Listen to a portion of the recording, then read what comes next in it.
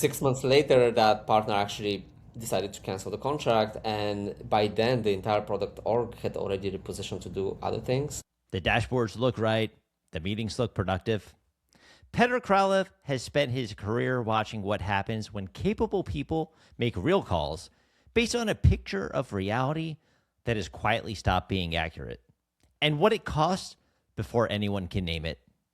So before we get into obviously what you built, I wanted to go back to maybe one specific moment where you're in the room, you knew a leader was making a call from the wrong picture, like not a disaster, maybe a moment where you could feel it. If so, could you take us back and what was happening? Yeah, and I'll try to keep it confidential because it was a very high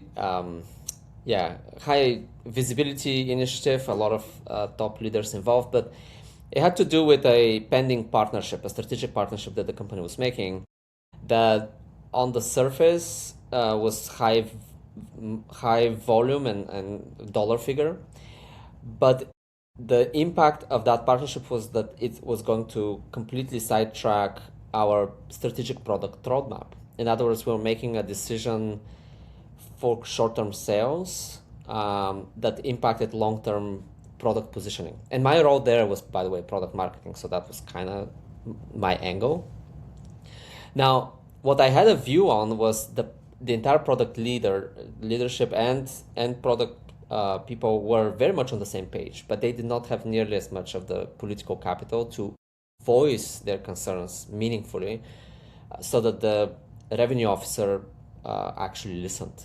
So in a way, I could see that the revenue officer was very much running. I mean, that's what sales leaders do, without quite the input needed to calibrate that decision. And I remember in the room sensing that confidence, that excitement in the salesperson, in the sales leader's voice that, okay, we're making this. He had heard some concerns, but very much like filtered. And I could sense like, okay, this is not going to go well. And sad to say, I turned out to be right. 6 months later, that partner actually decided to cancel the contract, and by then the entire product org had already repositioned to do other things, and our strategic roadmap was pretty much delayed by at least 2 years, and we kind of missed entire kind of shift in the market. So very expensive decision. Now you're building your own company. I wanted to get into what running Mirror 360 actually feels like for you day to day and your partner. Yeah, well, it was a shift. It's one thing to be, management consultant or financial analyst, which is where I started my career, or later a product marketing director, versus leading a company, especially from scratch. But ultimately, the buck stops with you. And frankly, in the first year of Mirror 360, I didn't even have a co-founder, so it was even much more tough. Is there pressure that comes with building something? Because if you could explain how the business is set up and the problem it addresses. In the layers of management, in any organization of size, there is a visibility problem. If you think of the organization as a whole, the nervous system of that right now runs on a broken telephone. A subordinate tells a manager tells their manager, and so forth. And it could be in a written form, it could be in a verbal form, but ultimately at each step of the ladder, there's filtering for fear of repercussions, looking good, not getting anyone in trouble, and not being stuck in the mud. So at each level, you get a filter. So by the time the actual leaders that make the strategic decisions take a vote or move, they're actually operating quite blind to the realities on the ground of the organization as it experiences itself. Is there a pressure you feel with building something around a problem that most people may not fully admit is there? It's in selling it, finding the leader that admits it. There's a lot of good leaders that climb the ladder in this system, and they almost cannot imagine what happens if you turn on the lights of truth. I'm not sure if it's you're pitching people word of mouth, people leadership teams might be bringing you in. Is there any commonality in what's already going on in their world? Do you see common themes, or are they all over the place? The way right now we're reaching to people are actually through networks of consultants. Have you ever gotten pushback? Maybe a leader says, I don't really want that kind of visibility because the truth is going to hurt.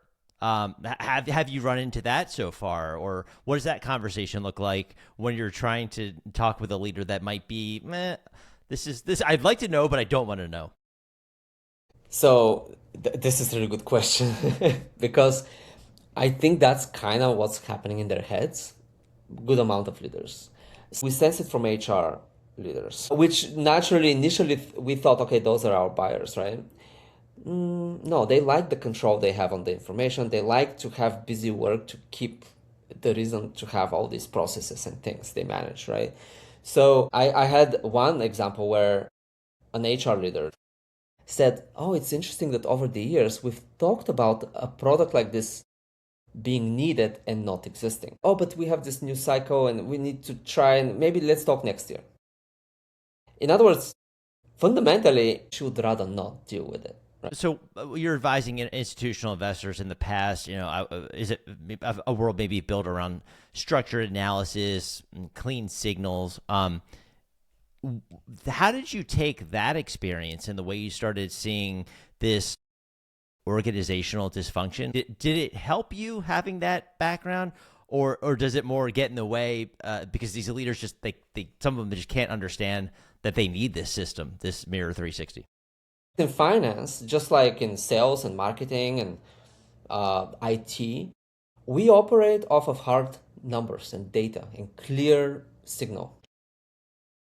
But data for the people, like the people intelligence, what's actually experienced by your most expensive asset, the people.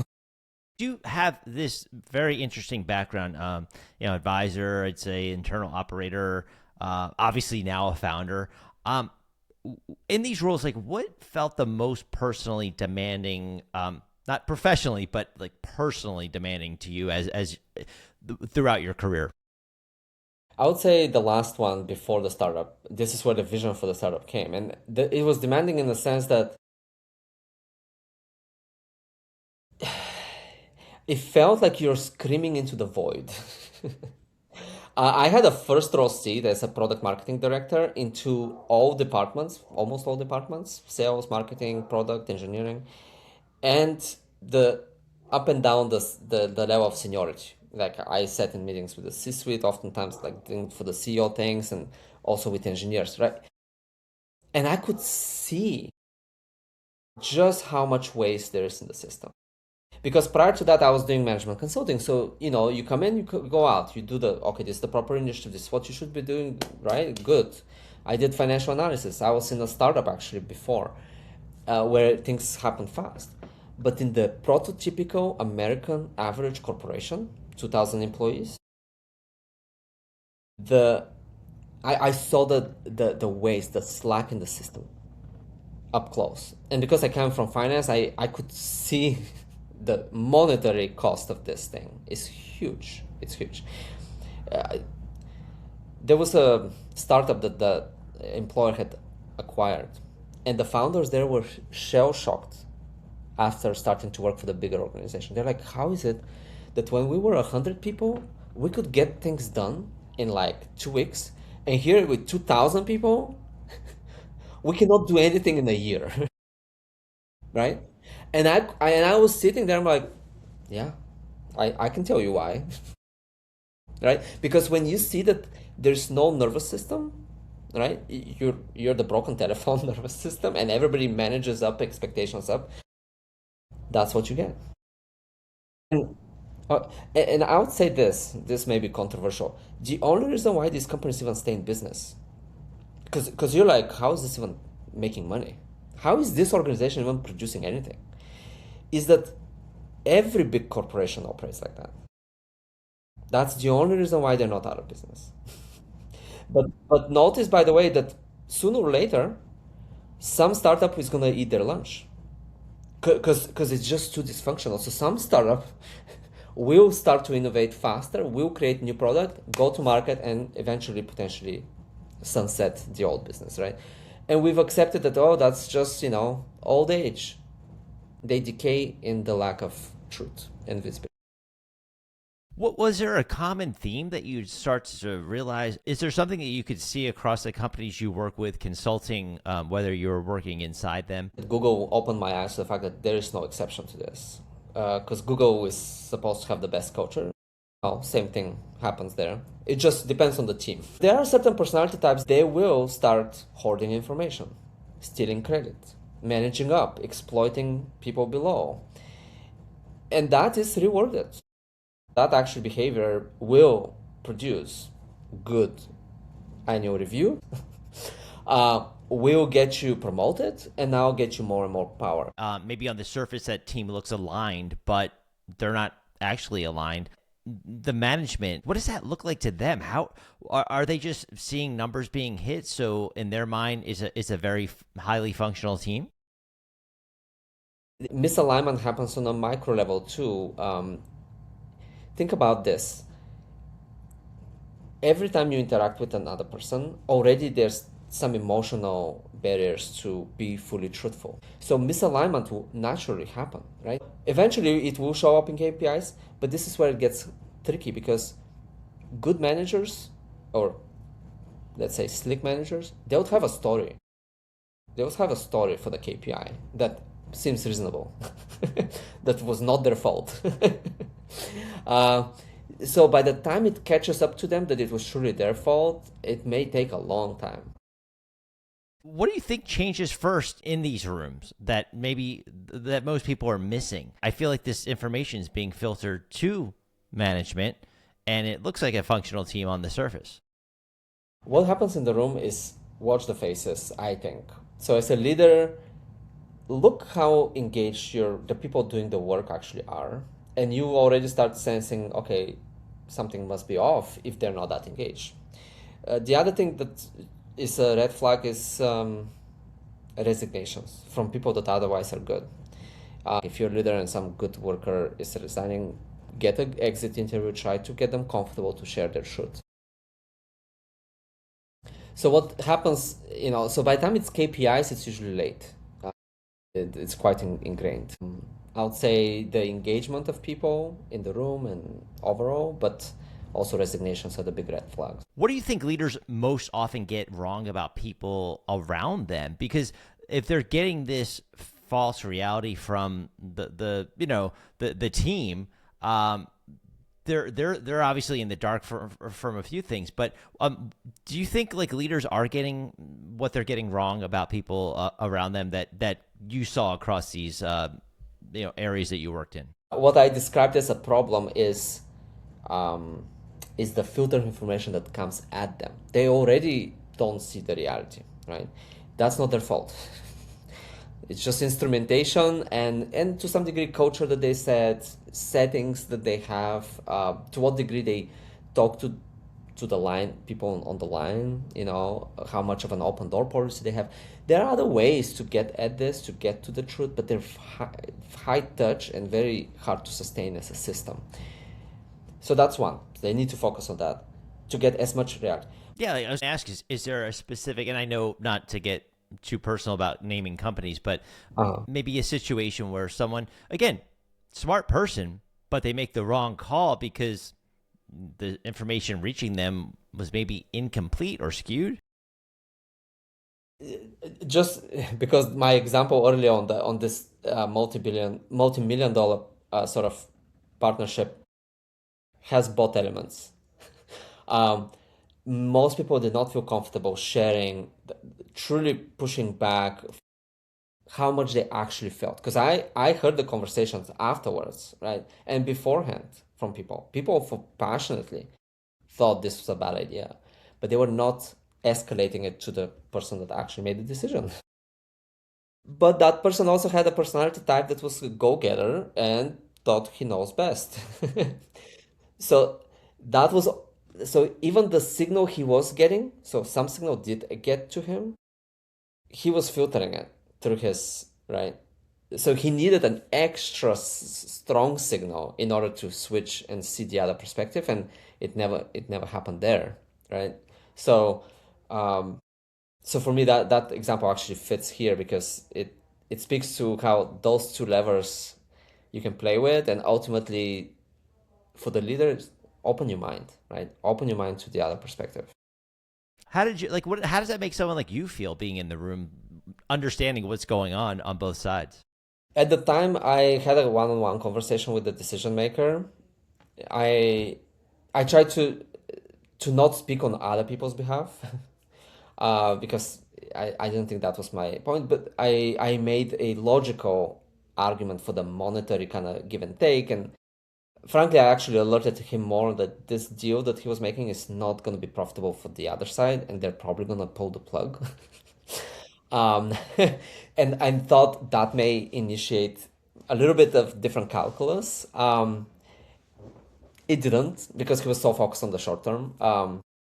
But um, this and many other situations at work have, in my inner kind of emotional state, have triggered frustration. I'm like, man, like there's such disconnect here, and I feel like the organization will benefit from connecting these dots.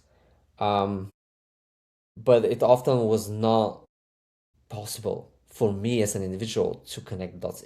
That's why it's really a system breakdown. It's a systemic breakdown. What I'm talking about. Is there a situation where politics distort things even more so than these internal, hey, we're going to shield this from leadership because it's going to look like everything's working on the surface, but the politics get in meetings, reporting, in conversations with leadership? One example that comes to mind is when I was in product leadership, and the CEO wanted very aggressive um, timeline in order to present to the board that, oh yeah, we'll be meeting targets, for the investors. So top down from the board, we need to meet. Then the CEO says we need to create this roadmap that is absolutely bananas, like it's just never gonna happen. um, and the CTO, who is supposed to validate, stamp it, and me, who is supposed to stamp it, but especially the CTO, who is the engineering, um, says, yeah, yeah, like approved it. So I talked to him afterwards, and I'm like, how are you gonna hire 20 engineers in 1 month and scale them, right? Because that's what it will take to generate this roadmap. It's just bananas. It's not gonna happen. Um, and also like, and he's like, well, if they give us enough money, why not? She asked for it. I'm giving it to her, right? The CEO. So he was not willing to say what he actually knew to be true because it was politically expedient to just say, sure, you want it? Here you go. And of course, we didn't meet any of those things. And of course, the board later was needing to reset and all of that. Why waste everybody's time? To me, these type of things are so anti common sense. Have you ever realized you were inside of a room that you discovered everything was being filtered, but you didn't know before? So almost watching it in real time and realizing, oh my gosh, this is not real. This is getting filtered up to the boss or the founder, the CEO, but this is not reality. And you're discovering that in real time in a room you're in that you thought was a functional room. Well, my question is like, how do you discover besides generally intuition? Because in those rooms, by the time it's presented and in a room of decision makers, nobody would want to dispute what's already on paper because it will backstab the person that prepared it. There's like a lot of personal things, but I could sense it. uh, uh, and you can sense it because of how it's presented, some qualifiers that create breakers, right? Like, oh, if this doesn't happen, I already said, well, if this had happened, then we'll meet it, right? So when you put enough qualifiers, then you can wash your hands 3 months later when it never happens, right? So I could sense reading between the lines that that's actually what's happening. As you're building the company and formulating the platform, were there mistakes made in the beginning as you're evolving? Oh, the first one was using third-party software to try to get something fast.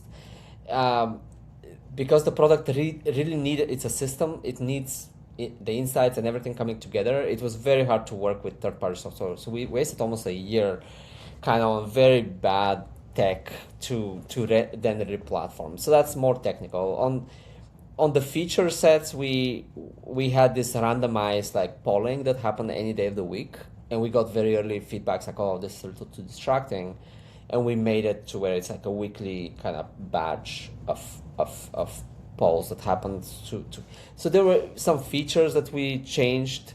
The bigger one was how we talked about it, especially who we were targeting, because naturally everybody was like, oh, you're HR tech, you're HR SaaS. So we're like, okay, I guess we need to talk to HR people. That was a dead end. In your career, in your past, is there something that you watched happen with all of these exchanges between leadership and the staff, the team, that still stays with you going into that filter information? They're not saying that you can now take and apply as you grow to your own team and your own company to make sure that that doesn't happen. Certainly, we use Mirror 360 internally. So already the software is for that problem. It's made to surface the honest perspectives in real time in an organized, clean signal way. But there are some cultural also things. I think the leader, some people say the culture is your culture, especially in a startup stage. The culture of the company is your personality. In a way, your personality kind of bleeds into how the culture is. In my experience, I'm I'm really focused on truth, being to the point, and opening also the floor and space for all sorts of views. Speak last, right? Like, don't put your hypothesis first. If you're asking a question, don't have an answer. Like, let others bring you the answers. Pointing, like, really recognizing people's contributions loudly and clearly, so they feel seen, heard. That motivates. Ultimately, we're all human. And it's 2 minutes. You're getting like how many employees at that in that 2 minute time frame that you can get that So, so mirror of. it's we estimate about 2 minutes for each employee. In other words, employees to speak up during the week, because there's a self-reflection that takes about 30 seconds on Fridays, like how you feel this week and a few questions. And then from time to time on Mondays, you may get 2 or 3 people that takes 20 seconds. How is Joe? 5 sliders, that's it. And that generates what we call the organizational MRI for leaders. So how are teams feeling by team and why? What comments are pouring in, because they can also leave comments, AI moderated. And impact. All your people on the single question, how are they working lately, from everybody they work with on a spectrum. And the change of that impact the last month. So it's a very obvious, like, hey, you have some low impact people. We're not calling it performance. We say, what's the impact they're having on those around them? That's what we measure. So the leader always has that dashboard. So by week 2 or 3, they now know how the teams are doing and how are people doing and if they're improving. It's now visibility that is a new normal. And employees within 2-3 months develop a habit of speaking up. We start usually with 90% completion rates on thousands of reflections. And over time, it creates a steady state around 70, which is still way above anything HR will get you. So because it's simple and it's intuitive, it makes sense. In other words, what comes out is very clear. So how can someone listening learn more about it? Yeah, mirror360.org. I'm on LinkedIn. I have a Substack, Petar Kralev. And on Substack, I do some thought pieces around this idea of the organization's nervous system needing an upgrade. In the age of AI, Gen Z, we absolutely have to rethink how we're doing this. Whether Mirror 360 or not, like the old ways of HR kind of data being 1 year old and untrue, This has to change. Thank you for joining me today. Thank you, Joe. Enjoy the conversation. 6 months after that partnership was approved, the contract was canceled. The roadmap was delayed 2 years. The people in the room knew it was the wrong call. Nobody said it loud enough to matter. That's not a communication problem. That's just how it works when the signal doesn't reach the person making the decision.